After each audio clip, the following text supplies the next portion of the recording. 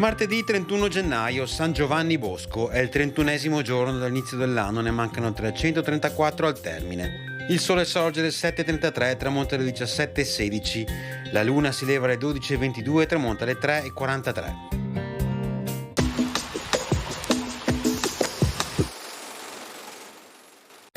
Arriva a Venezia il corpo di San Marco, trafugato da Alessandria d'Egitto da due mercanti veneziani, Buono da Malamocco e Rustico da Torcello. Dopo una sosta al limite della laguna, il doge Giustiniano Partecipazio decreta solenni festeggiamenti in suo onore e il popolo acclama San Marco patrono della città.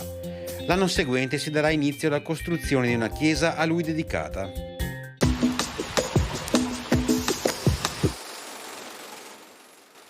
Le previsioni per domani: in pianura tempo ancora stabile, con maggior probabilità di formazione di foschie o di locali banchi di nebbia nelle ore più fredde. In montagna dal soleggiato al mattino a parzialmente soleggiato al pomeriggio per transito di nubi medio-alte.